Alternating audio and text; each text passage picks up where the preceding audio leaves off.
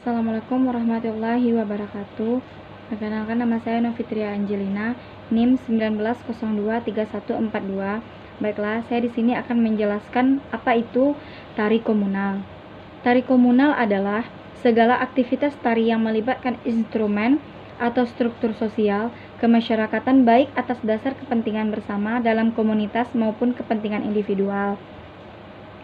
Sebagai contoh, dalam peristiwa tari komunal yang ditandai dengan terlibatnya unsur sistem sosial yang telah ada, diantaranya adalah dengan tampilnya pemuka masyarakat sebagai pemimpin.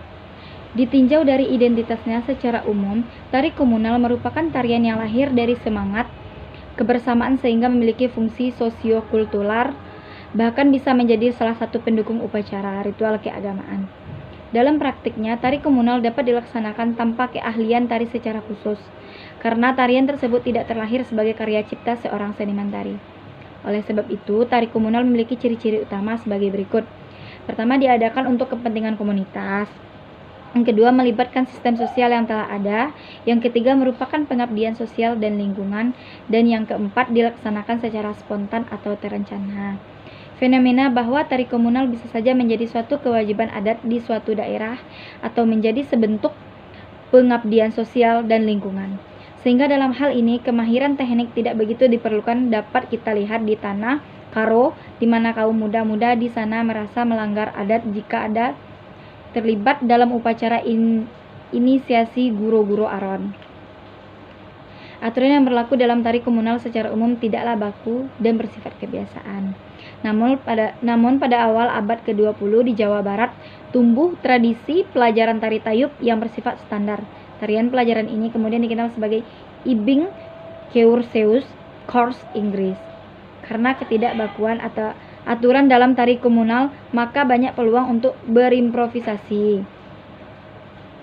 Macam-macam pelaku tari komunal dengan dilatar belakangi adat kebiasaan atau norma-norma yang berlaku di suatu daerah dan juga bentuk dan tariannya sendiri. Pelaku tari komunal bisa bermacam-macam.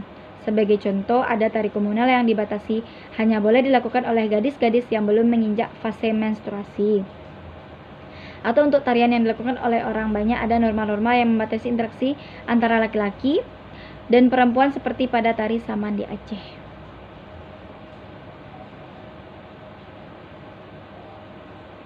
Dan dinamika dalam tari tidak selalu tercipta karena bergerak-geraknya si penari. Hal ini terbukti dalam tari Pakarena dari Sulawesi Selatan. Karakter-karakter dalam tarian serius atau khidmat, riang, dan komikal, kombinasi serius.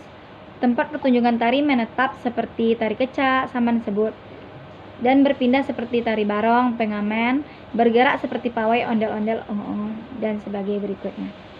Sekian penjelasan tari komunal dari saya. Assalamualaikum warahmatullahi wabarakatuh.